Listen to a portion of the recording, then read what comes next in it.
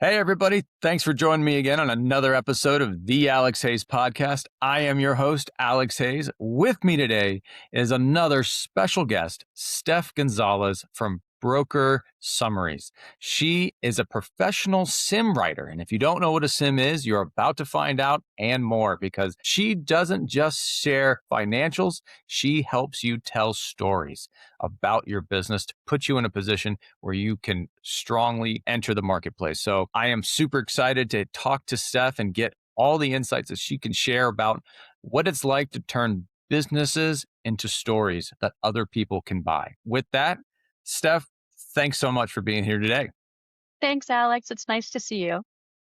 Likewise, likewise. So let's just dive in for context. Let's spend just a couple minutes here.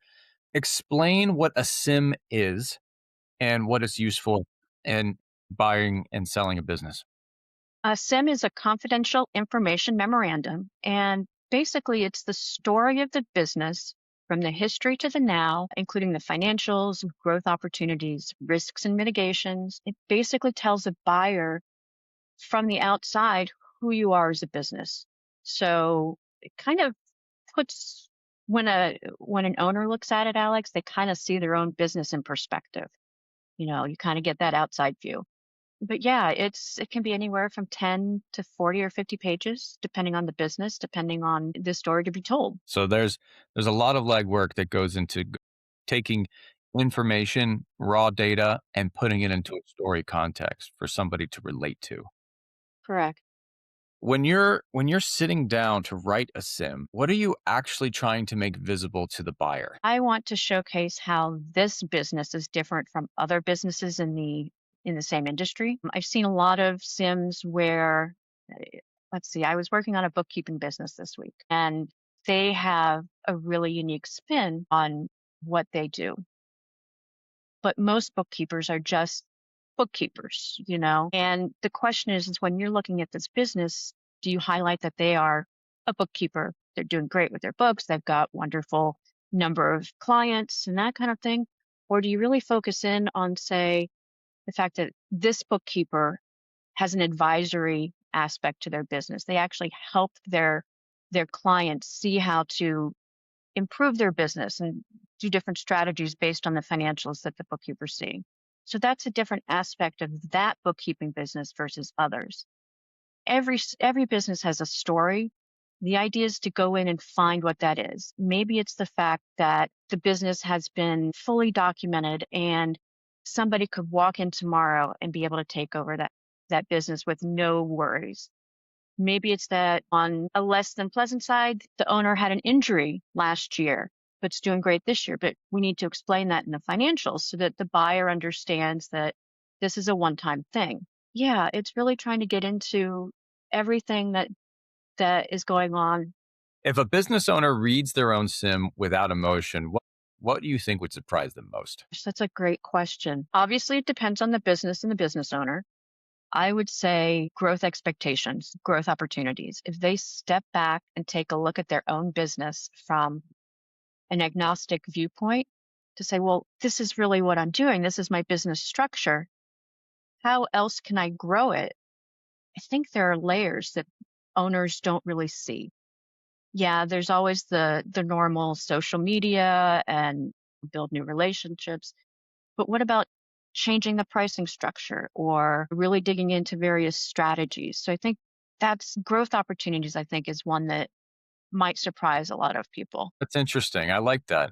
And when they see their growth, when they see this growth opportunity, what do you think they're going to wrestle with? How they can make it happen or if they even want to. Some owners are fine with how things are going. It's not, if it ain't broke, don't fix it. But really, the idea is you want to make sure that it's actually reading Richard Romold's Good Strategy, Bad Strategy over the past week. And the passage I'm at is um, it's about businesses that are comfortable.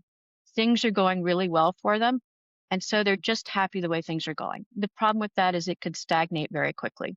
So one of the things with growth opportunities is kind of get in there and see how can we keep that edge that we have to grow? Because that's kind of where, you know, That's where a buyer wants to see you, is you have that edge. You have that idea of growth as a real possibility and putting it in action.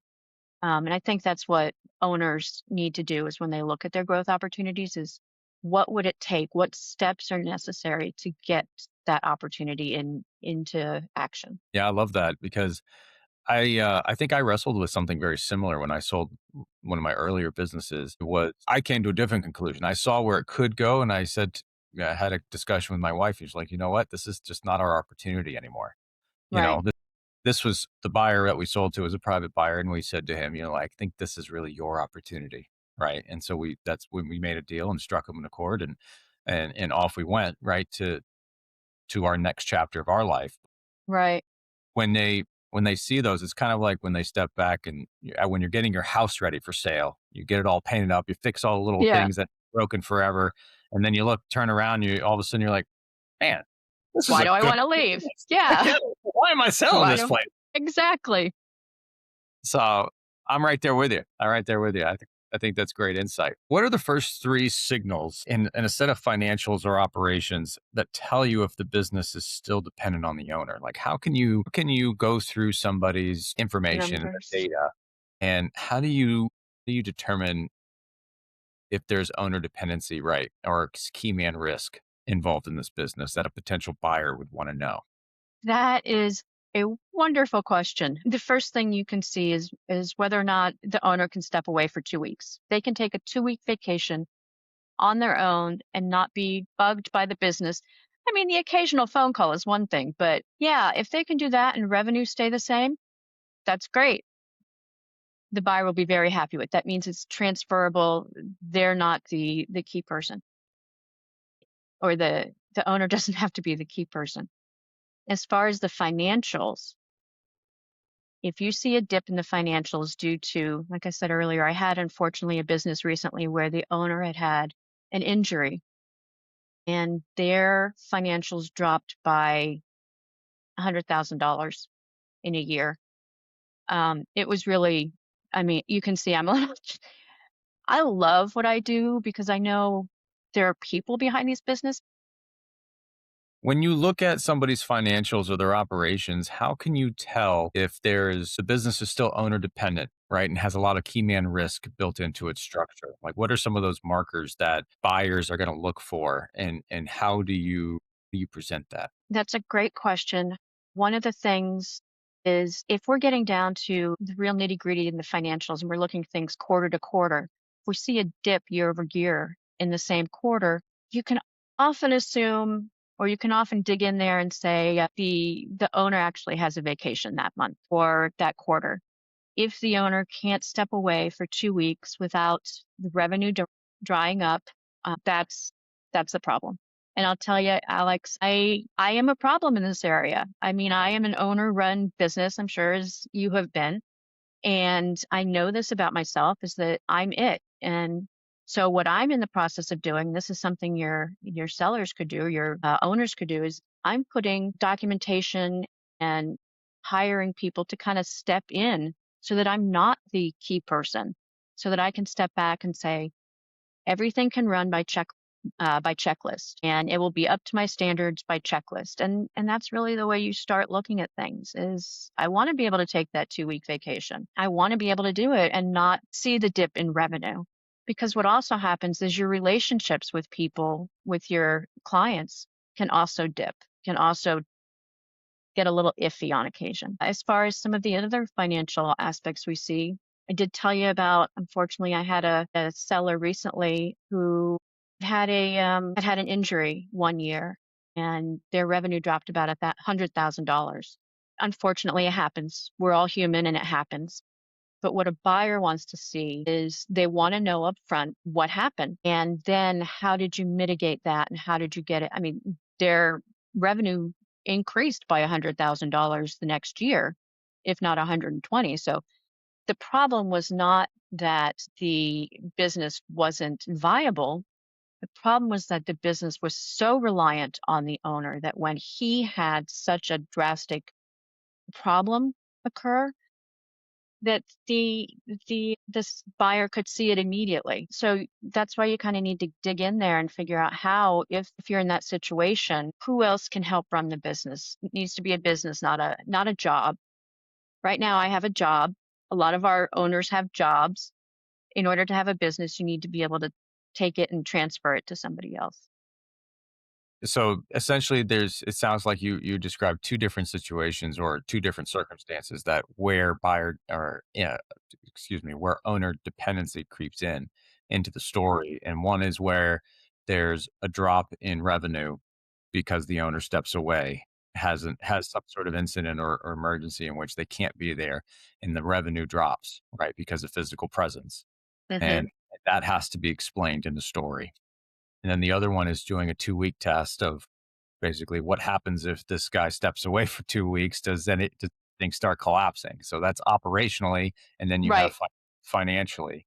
I think Correct. those are great explanations, and I think owners would do really well to, maybe run those simulations in their own head and see what happens. I think that's great. Yeah, and it's one of those things too that for a lot of us owners, this is our baby, and it's really hard. If you think about parenthood, it's really hard to let go of that baby. And so it's something that you've built on your own. And yes, you have people that have come in and started working with you, but it's still your baby. So you need to really learn how to, obviously it's the same thing everybody says. You need to learn how to delegate. In my instance, I'm learning how to document. So there are different ways to take care of it. I love that.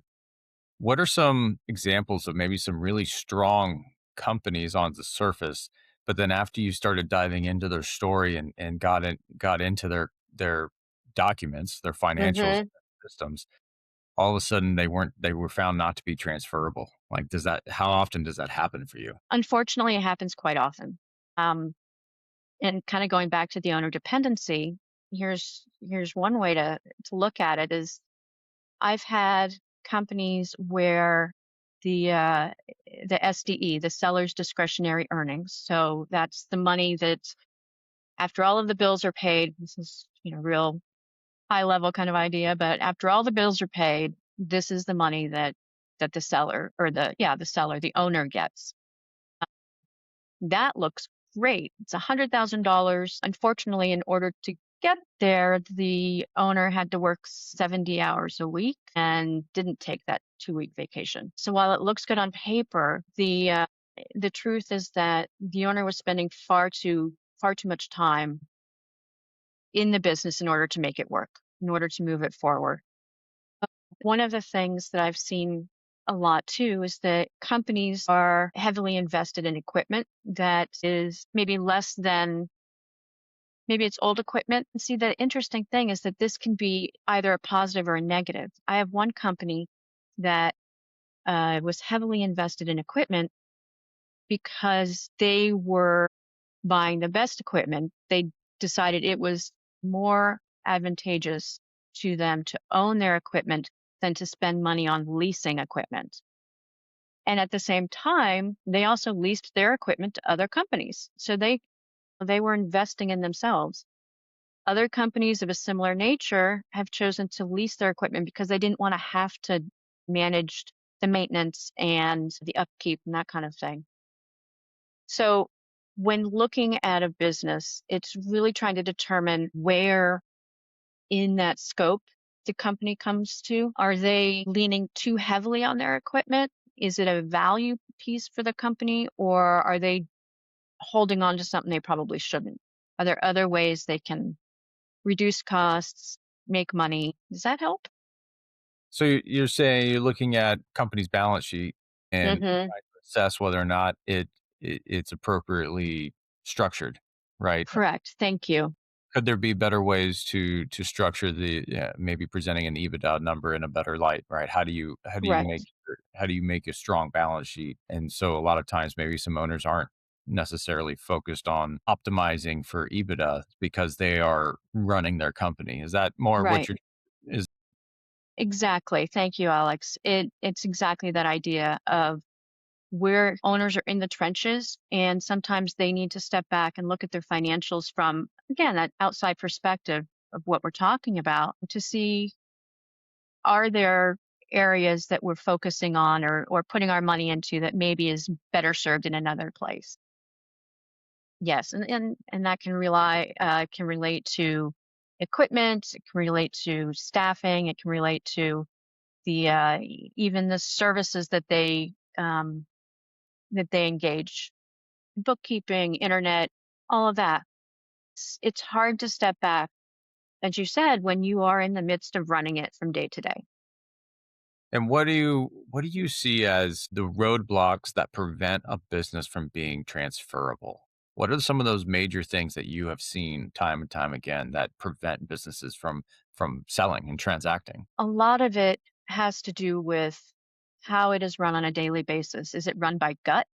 Is it run by the owner's the owner's reputation versus the business reputation? And the key there, the difference is that if you have a client call in and the only person they'll talk to is your owner, that's a little bit of a problem. That's our 2 week situation again. If you Hmm. have a client call in and they say, "Hey, I just need to talk to somebody about X, Y, and Z." They understand and trust the business, and they understand and trust the employees that are there in the business. So that is the company's goodwill versus the owner's goodwill. So when we start talking about reputation in the sim, we have to kind of peel back the layer and say, where is that reputation? Is it for the company or is it for the owner? So that's one of the transferability concerns is the goodwill that has been built up. Is it, the town's mayor kind of thing? This is the company that everybody comes to because Joe is there and Joe knows how the community is run and how the personality. He's the personality. If I may, let me ask another question. I'll ask it in Hmm. maybe in a different way. What are some of the questions that you ask your clients that helps you assess where they are at in with what we're talking about here, right? With transferability and Hmm. roadblocks. And what are some of those sample questions that you can share for people that maybe they can ask themselves?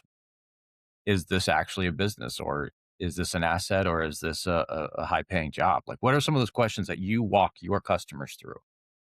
Goodness. One of the questions is, and this is going to sound redundant, but is there documentation? Is there something that I can take? How do you know what to do in the job? Look at this task, ask the owner, this task, tell me exactly how you run through it, how you create this product. If the owner cannot do that succinctly, there's a problem. If we do it on gut instinct because we've done it 75 times, 375 times, you need to be able to step back and say, buyer, here's exactly how you do it. A, B, C, D, D1 and D2, depending on what happened in C. So that's one of the questions is how do you explain to the buyer what the process for creating or completing this service is? So that's one of the big ones is is it a job where you can just go in and do it? Or do you know how it needs to be done? I think that's great. I think that's great wisdom. And I think business owners are maybe taking a couple minutes out of the week and just saying, how do I do marketing? How do I do Hmm. sales? How do I do the delivery? How do I Right, handle payroll? How do I handle this? And just start writing down what they do. right. And honestly, that's my first book that I'm writing right now is about Good. yeah, is about just taking the raw data that's in their heads and just being able to jot down on paper Right. what do I do? Because everybody maybe people get too hung up on, well, I don't know how to write Just it. Yeah, do it. Yeah. yeah. It's just data dumping, right? Just start by Yeah. just taking what's up here, writing it down. Who cares if it's pretty? But at least you Yeah. have a starting point. You can always make it pretty later. But just being able to have a knowledge base or a source Hmm. doc or something like that, especially now with AI. AI is a huge tool It that is. I don't think a lot of people know how to use very well And because that's one of the questions we're starting to ask people a lot is, are you using AI or have you thought about how you might use AI? So yeah, I mean, in this instance, documentation, you can just write it down. I mean, just I do this, I do that. Just kind of data dump everything into AI, and it can give you first pass on what your documentation would look like. Absolutely. And that's something that we've been doing with our clients and with ourselves is just making sure that we have really good source documents. And because the AI is only as powerful as the information you put into it. And if you ask it Correct. general questions, you get garbage answers. But if you're very specific about how you do what you do and it knows your systems, it gives you very specific answers back that are very strong, very powerful. Right. So I And think, then you oh, go ahead.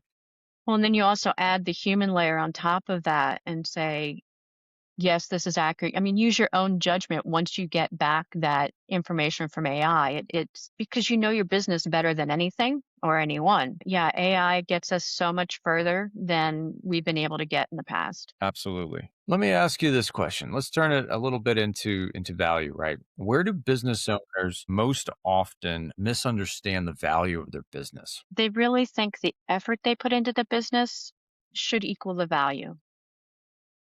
Oof. I Wow. know, I know. Hey, I'm guilty of this, you know? I am supremely guilty of this, Alex. I put in hours on these Sims because as I've told you, I know that every one of these businesses represents a person and their life.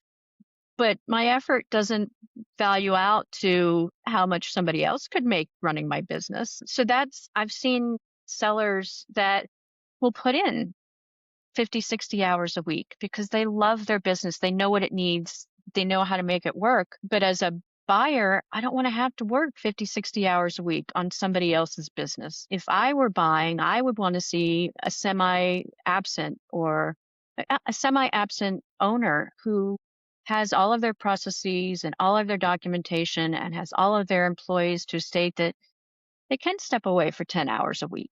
They don't have to be there every moment of every day.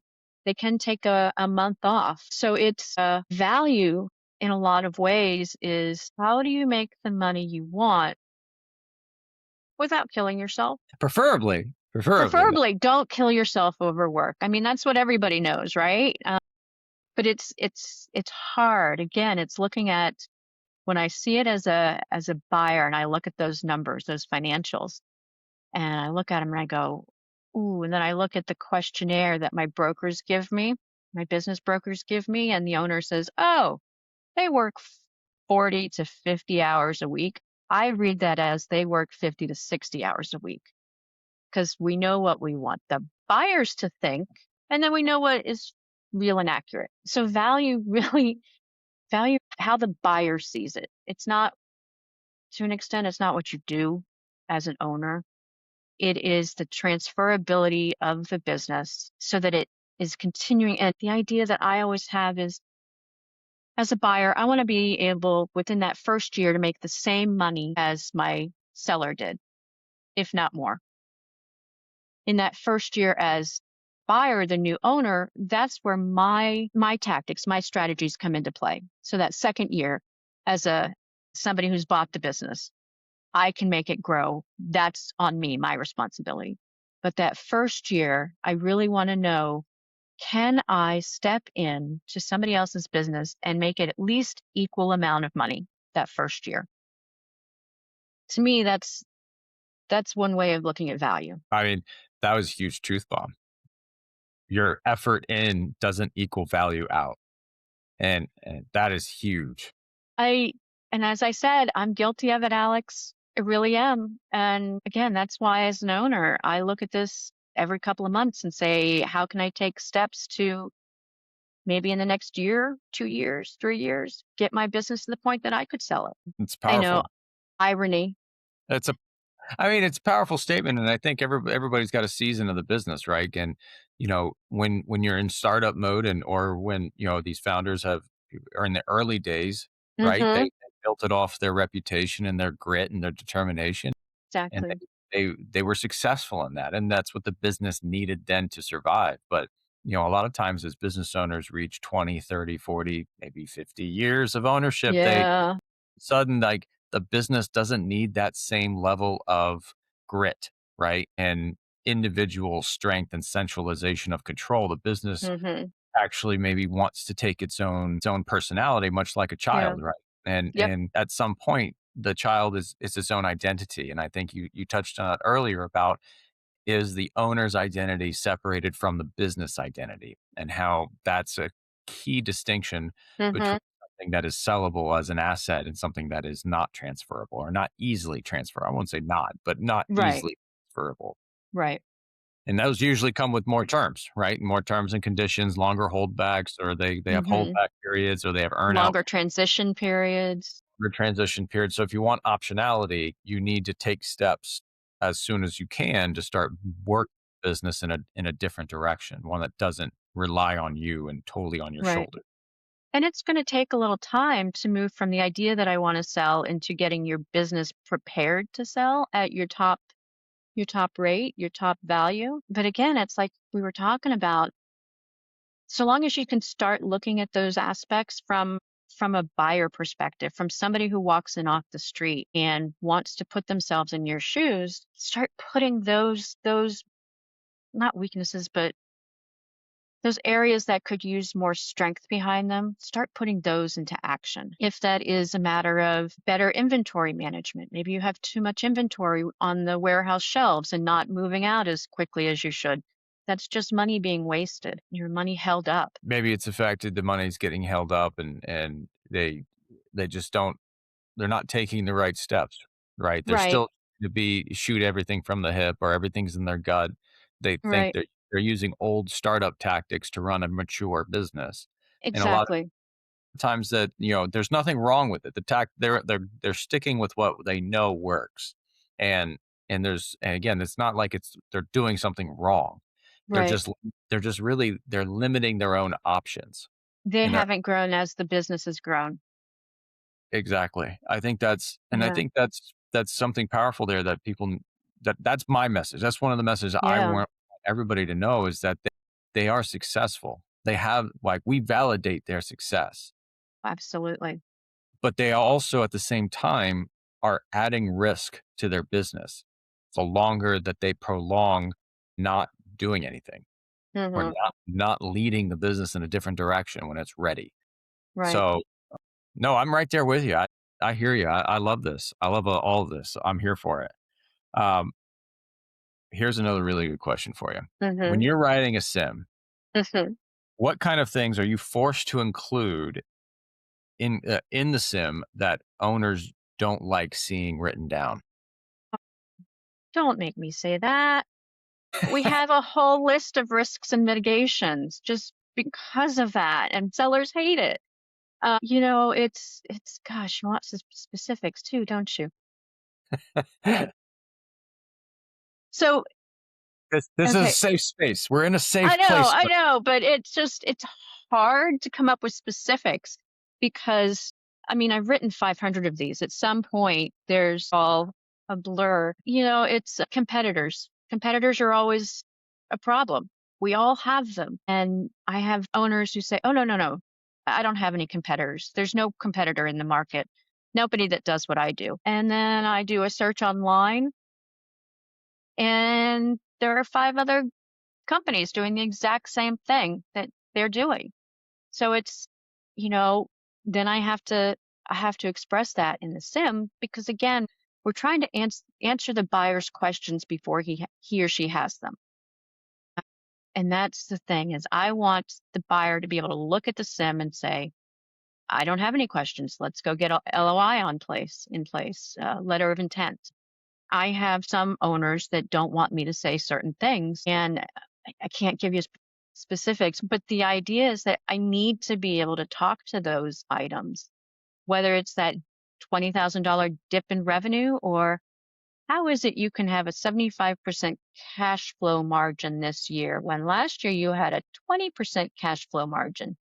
What did you do? I did have a seller one time try to remember the PPP loans from COVID period. Yeah, they accepted that as income, their own income, not money for the business. And so it really showed on their financials as about a 75% cash flow margin, and that was a little that was a little unnerving. I sent that one back to my broker and said, this can't possibly be true, can it? He said, I'll work on that one. So yeah, I mean, those were for the business, the whole business. Anyway, um, So there's a lot of things that come out in writing a sim that is kind of pre-diligence stuff, right? It's the hard questions that get asked that as the owner, when you're the only owner and the only interest in the company, the details like that don't really doesn't matter make sense. Yeah. because you're the only person that it matters to. And if it doesn't matter to you, it doesn't matter.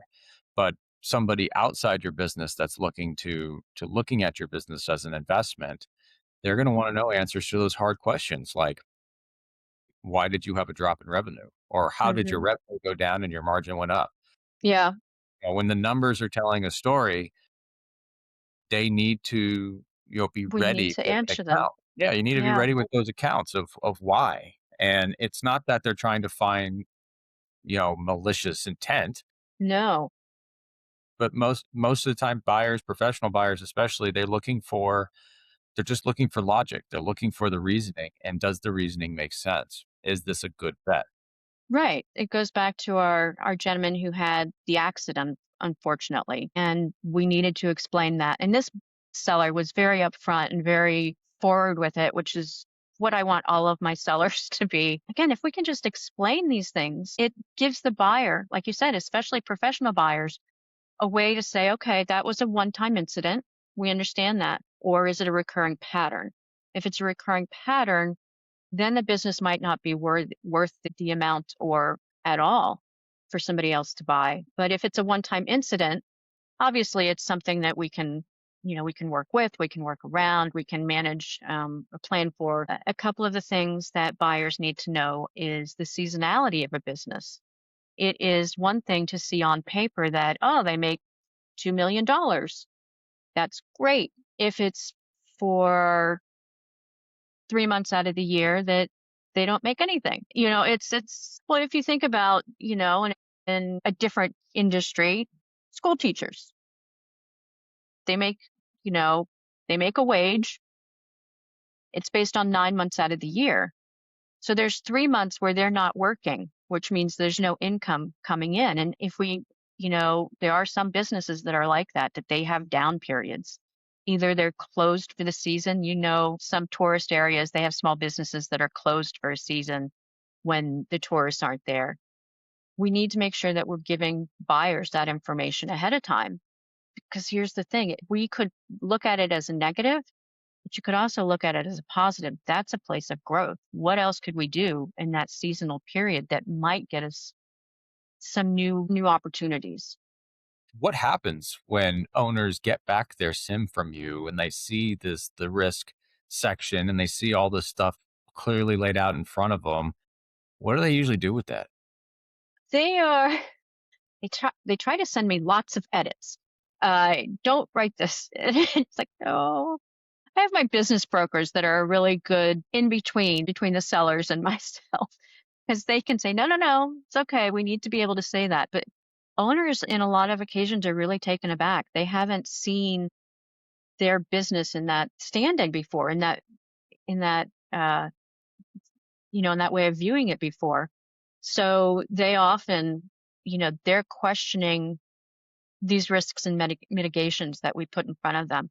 Well, that's not a risk. Well, it can be a risk for somebody new coming in, or you can look at it as a risk because it is, if you weren't running the business, it could be a variable that somebody else needs to, it's a variable the buyer isn't equipped for. That's a good way to put it. So they really question the risks. What we always try to do, however, in the Sims is show how the business has already mitigated that risk, has already tamped down that risk or accounted for that risk, or how the buyer could. And that's another thing, is that we're not just showing what this business is capable of and currently doing, we're showing what the possibility is. So it really, a sim is really a history of the business and then looking into the future. Part art, part science. It really is. It really is. It is story in a lot of ways. We're taking those numbers, we're taking those actions and activities that have happened with the business over time. And we're weaving them together into a story that makes the business look good. Now, out of all of the hundreds of sims that you've written to this point, Hmm.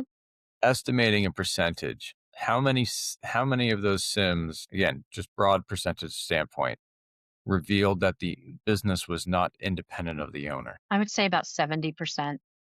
Seven. The business was too reliant on the owner. It's because we are the personality behind it, unfortunately. I mean, fortunately and unfortunately. Fortunately, I've done a good job building my business. Unfortunately, I've actually done a good job of building a job. And there's a difference. A job, I'm putting myself to work. I'm not building an asset. A business can be an asset. It can be something you can pass on to either someone in the family or someone like what we want. We want somebody to buy the business. Unfortunately, say about 70%, I would find too many areas where the buyer or where the owner, excuse me, was so entrenched in their own business that couldn't be easily, you couldn't easily move the owner out. There would be a long transition, Wow, 70%. I That's a would huge. say. That's huge. Yeah, it really is. And a lot of it is because we as owners, we're looking at it as as you said earlier, we're still in startup mode, even though the business has grown beyond that mentality. And so in startup mode, the owner's the one that's been doing everything. And the sim really reveals that. So yeah, unfortunately, it's about 70%. Wow. And are these businesses that are sub 1 million on average? Are they 1 million to 10 million? Are they 10 million plus? Like where generally speaking, what's the percentage ratio of businesses below a million that you write a sim for Yeah. versus above a million? What's that look like on that dividing line? I probably write below a million is probably about 20%. I really feature in the 1 to 10 million. It's probably about 80%. Above 10 million, I think I've had one or two that I've done. Those end up going for the most part to M&A uh, companies, but I've had some really interesting ones in that 10 to 20 million one that I did was really exciting. It was a translation company, global translation company that was selling to American buyers. So it was really interesting. And that's one of the things I love about this what I do is I get to learn about all of these businesses I never knew existed. But that's crazy to think that, some businesses, the majority of businesses doing between 1 and 10 million of top line are still owner dependent.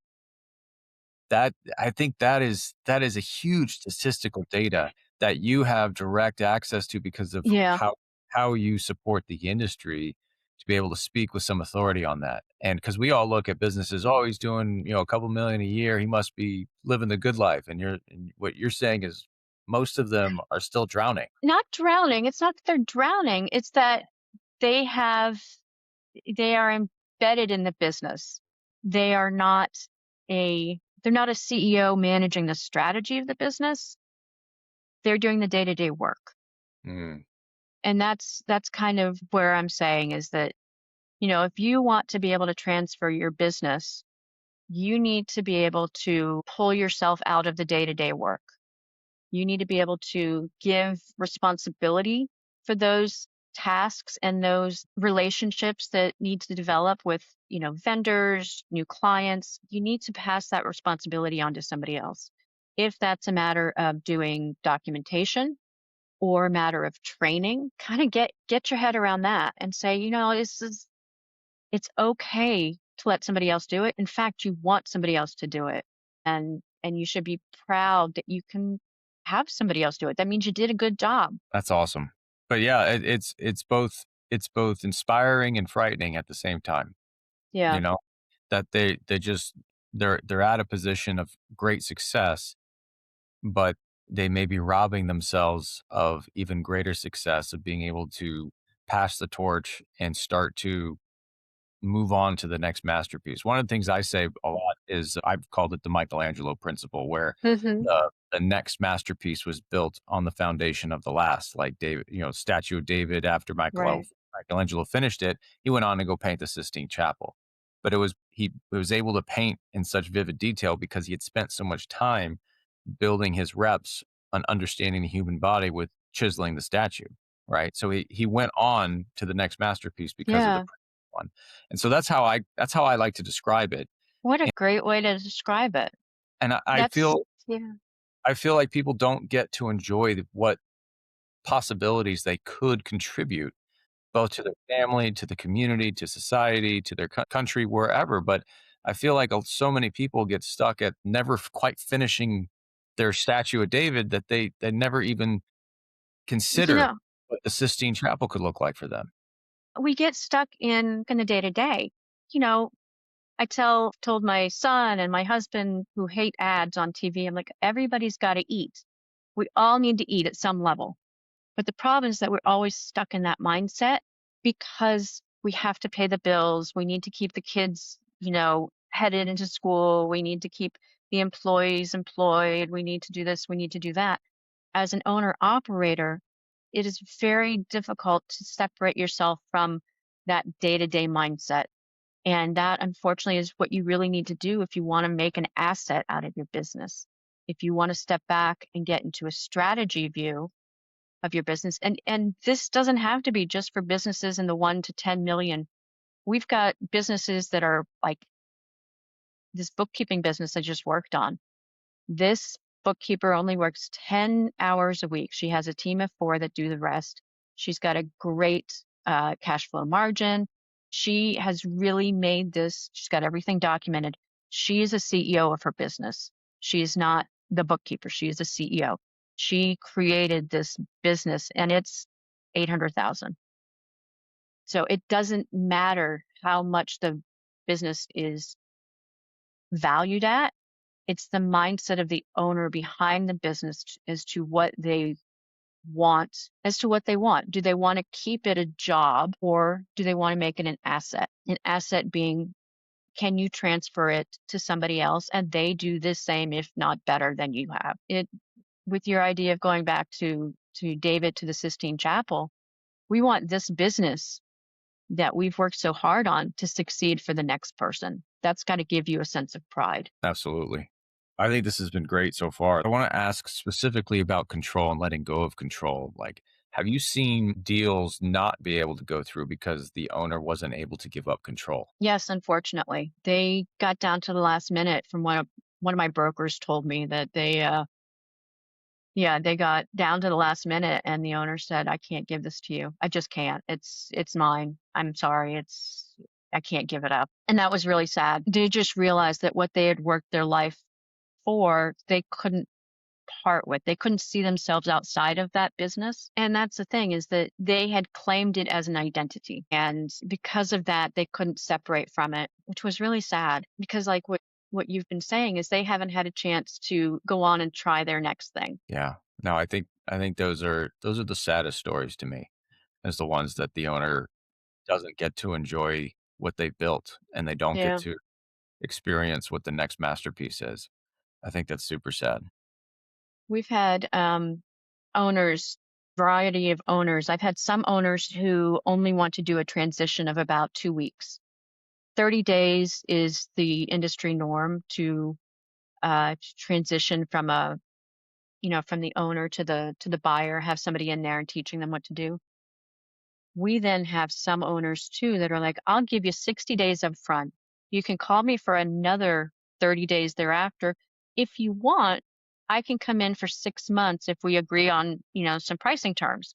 So they really want their business to succeed, or that business at this point to succeed. And I think that that's one of the things you see in these owners that are holding too tight. They really don't want to, they don't want the transition to go through. So they give them a small, low, tight 30 days or less transition period because they really want it, almost like they want it to fail. They want the sale to fail. And I don't think they realize that consciously. Again, it's kind of like their whole identity is tied into that business. Wow. And let's talk a little bit about people that are not ready to sell today. But if someone is looking at a 3 to 5 year time horizon, what would you advise them to start cleaning up today to help them in 3 to 5 years be able to write a better sim? Clean up your financials. By that, I mean is, go and look at all of the bookkeeping, all of your profit and loss statements, your balance, really dig into them and say, what is the story this is telling me as an outsider? Make sure you understand what happened in those various periods where money increased and money decreased. Did you lose a big client? This is a big one too, Alex, is customer concentration. We really would prefer 10% or less of your money coming from any one customer, because if you happen to lose that customer, you don't lose the rest of the business. I had one client who he had a great business on paper. It looked wonderful until we got to customer concentration. 90% of their business was coming from one client. They had a job. They didn't have a business. They were basically working for this one client. So I would look at your financials, determine the ups and downs. Why did the ups and downs happen? Did you have a down because a client left you? Kind of dig into your client concentration. Small example, if you have 10 clients, no one or two of them should hit more than 10% each. Again, that way you can recover a client, but you can't recover a 90% client. Your business would die if that 90% client would leave you. And that's something that we highlight in the Sims is you get a very nice pie chart or bar graph from me that says, look at how all of your clients and customers play out. Sometimes they don't like to see that either. My job is to make your business look good, but also to reveal what's going on. And so your financials, your customer concentration, your strategy, kind of step back and say, well, what do I want to happen? Not only for me, in other words, transferring the asset, but also for the asset itself is where do I see it going without me? And start making those steps, taking those steps or at least identifying them. But yeah, it's really interesting, everything that people do out there. It's just, I really do like what I do. I think that's obvious and it's awesome. It's great to see when you get fulfillment from the thing from the work, right? The works of your Yeah. hand from it. But so there's summing up here, which are some suggestions to clean up their sim, preparing for the sim. Mm-hmm. Make sure your bookkeeping and your financial documents are clear and you understand the story that's being told by the numbers. Second is making sure that you are looking at customer concentration and trying to target no more than 10% of your revenue coming from a single customer. We've touched on this so far in our conversation also about procedures and making sure that they have documented procedures and Right. processes in place and knowledge transfer, and that there's no centralized information source in the company that if it disappeared, everything starts to crumble. That would be uh, bad. yeah, that'd be pretty bad. That'd be What bad. else? What other things in your sim would be good to prepare for? Definitely look at the growth opportunities. You and I were talking about this earlier, is that when you and your wife were looking at one of your businesses, the next step for the business wasn't what you wanted. And that's okay. But for a buyer's perspective, if you could take that possible, what the next step is, put that in your sim, then the buyer has something to kind of start thinking about. The sim really is that first step for the buyer. So look at your growth opportunities, play out a few, even if they're ones that you wouldn't necessarily take. That could be price structuring, that could be new ways of marketing, that could be completely out of the box thinking of, food trucks. Remember when food trucks came into the first couple came out? Now they're everywhere. But that was a different way of looking at a restaurant's business. The restaurant said, well, there's people down there on the waterfront every day, but we're not getting them into the restaurant.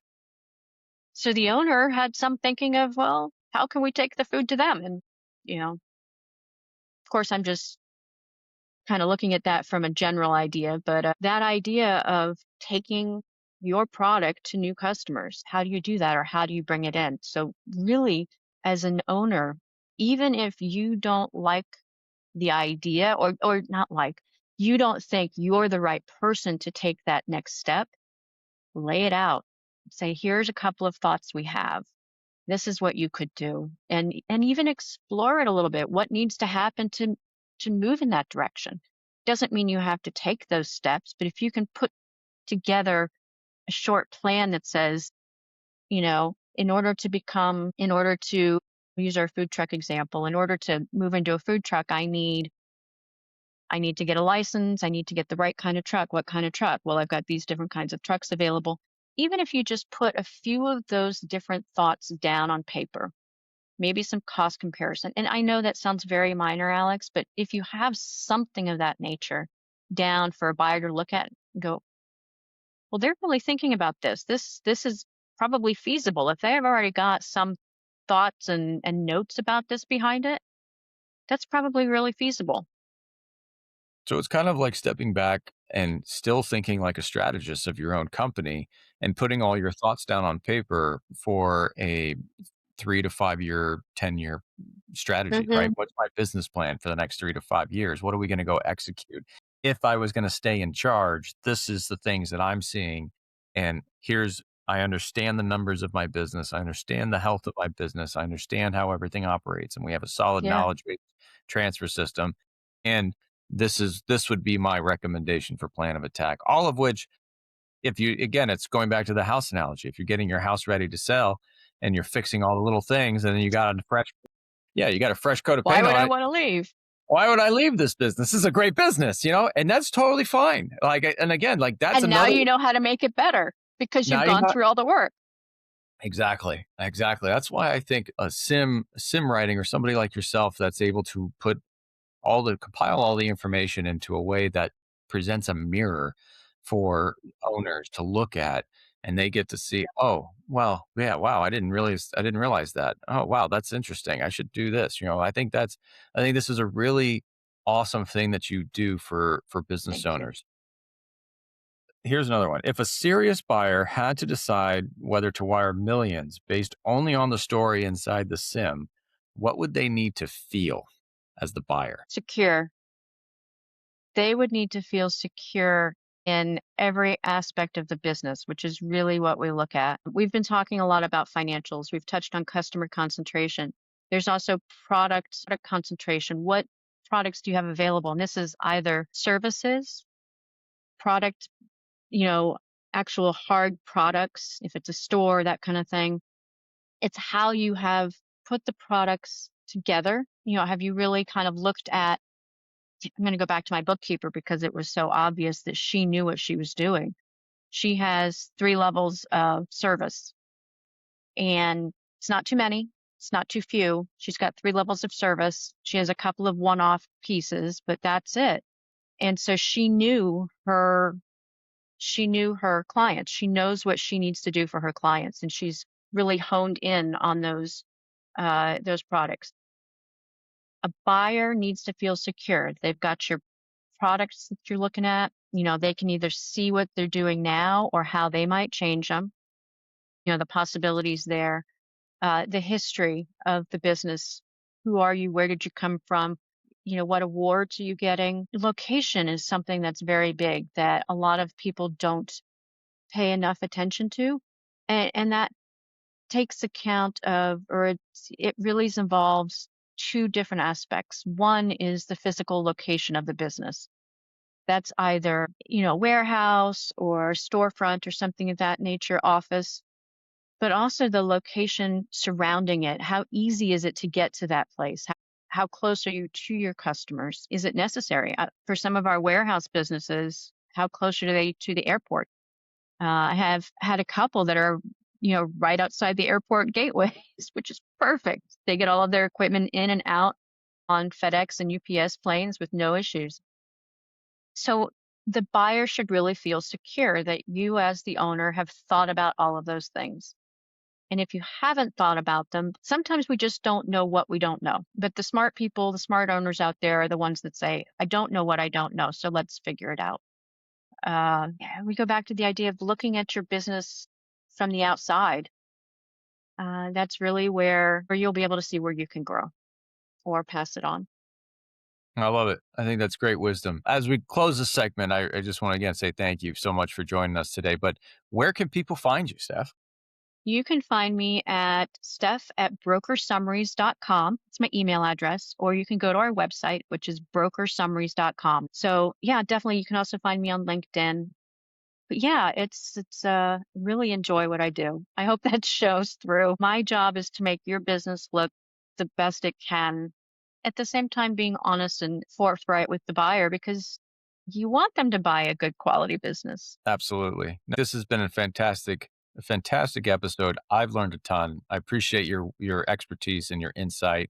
If you are looking for a sim, or if you're a broker needing somebody to reach out to, you need some help with sim writing, please reach out. She's a fantastic human being and does a great job. With that, I will leave the audience with one question. And in keeping with this format we've had today, if somebody summarize your business in 40 pages or less, Good question. would you buy it? Would you buy your own business today? So with that, thanks again for joining us. Steph, you've been amazing. Thank you so much, everybody. We'll see you next Thanks, time. Alex. Bye.